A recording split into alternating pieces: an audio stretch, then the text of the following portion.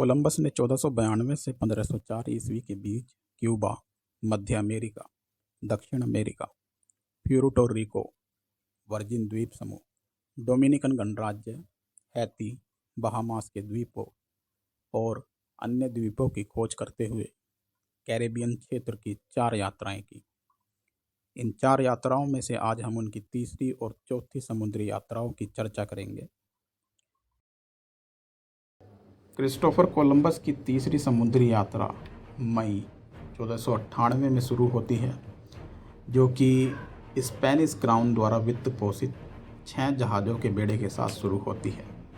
इस समुद्री यात्रा का प्राथमिक उद्देश्य एशिया के लिए पश्चिम की ओर जाने वाला समुद्री मार्ग खोजना और उन क्षेत्रों का और अधिक अवलोकन करना था जिन्हें क्रिस्टोफर कोलंबस ने अपनी पिछली समुद्री यात्राओं के दौरान पहले ही खोज लिया था।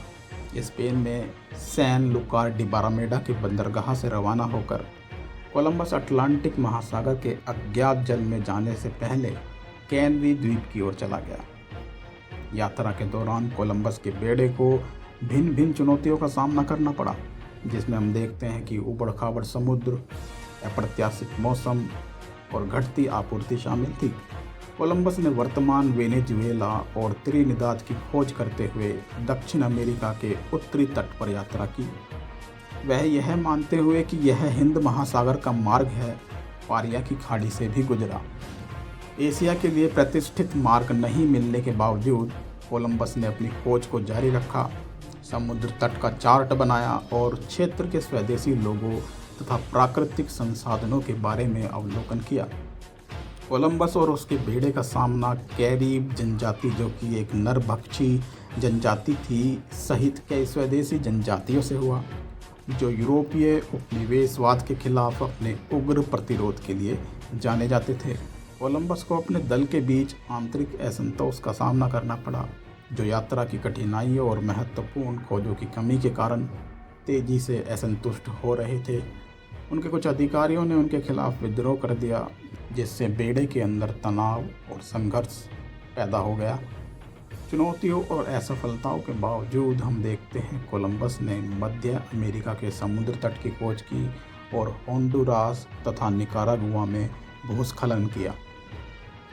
उन्होंने विभिन्न स्वदेशी समुदायों का सामना किया, वस्तुओं का व्यापार किया और कुछ जनजातियों के साथ मित्रतापूर्ण संबंध स्थापित किए, जबकि कुछ दूसरी जनजातियों से कोलंबस को शत्रुता का सामना भी करना पड़ा। कोलंबस की तीसरी यात्रा अमेरिका में नए द्वीपों क्षेत्रों की खोज, क्षेत्रों के भूगोल और संसाधनों के बारे में यूरोपीय ज्ञान के विस्तार के लिए महत्वपूर्ण है। हालांकि यह स्वदेशी लोगों के साथ शुरुआती यूरोपीय मुठभेड़ों की जटिलताओं पर भी प्रकाश डालता है, जिनमें सहयोग और संघर्ष दोनों शामिल हैं। कुल मिलाकर कोलंबस की तीसरी यात्रा ने अमेरिका में चल रहे यूरोपीय अन्वेषण और उपनिवेशीकरण में योगदान दिया, इतिहास की दिशा को आकार दिया और नई दुनिया में यूरोपीय उपनिवेशों की स्थापना के लिए आधार तैयार किया।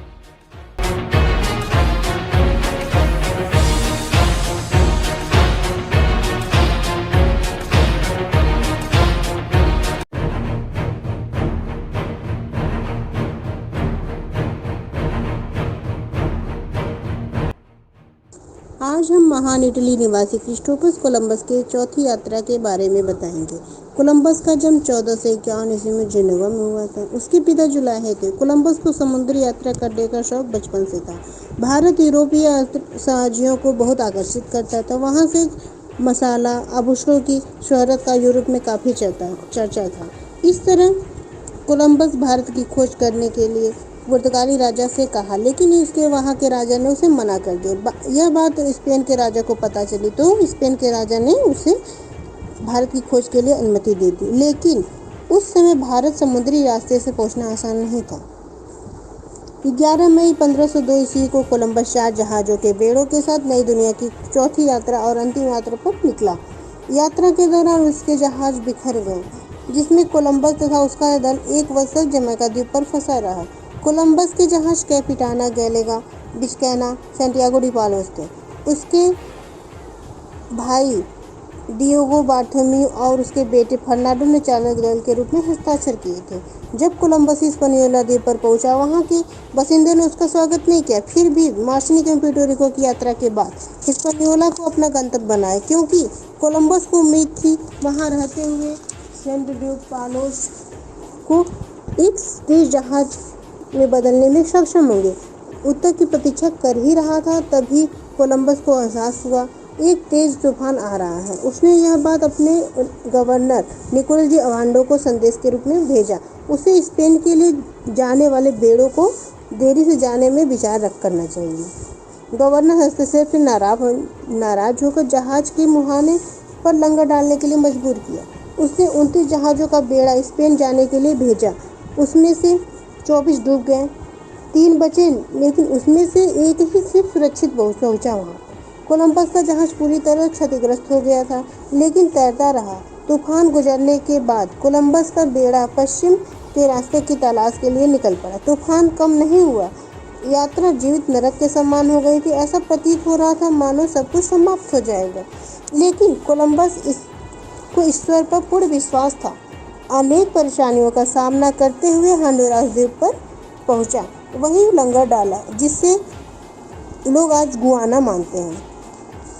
मध्य अमेरिका की खोज के समय कोलंबस की मुलाकात अंतर्देशीय सभ्यताओं से हुई। उसका बेड़ा एक लंबी चौड़ी जहाज के संपर्क में आया, जिसमें युकाटान के व्यापारी चकमक पत्थर से बने औजार, तांबे के हथियार, तलवार, कपड़े, मकई के बियर ले जाते थे। कोलंबस वहां से उत्तर के बजाय दक्षिण पहुंच गया। कोलंबस ने निकारागुआ, पनामा, कोस्टा रिका की खोज की।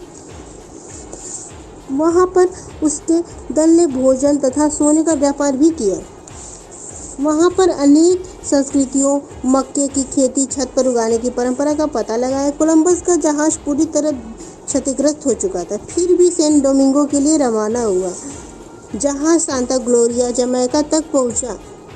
अंत में वो अक्षम हो चुके थे। कोलंबस ने किलेबंदी तथा आश्रय के लिए जहाज तोड़ दिया।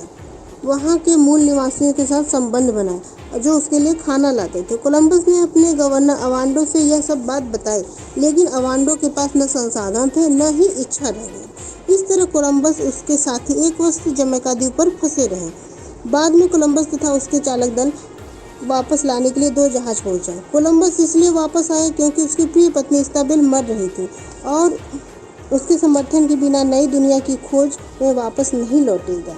इस तरह कोलंबस की चौथी यात्रा नई दुनिया की खोज के लिए उल्लेखनीय है। कोलंबस के बेटे फर्नांडो ने अपने पिता की जीवनी लिखी थी। चौथी यात्रा के दौरान बहुत से जहाज खो गए। पश्चिम की ओर जाने वाले मार्ग कभी नहीं मिले।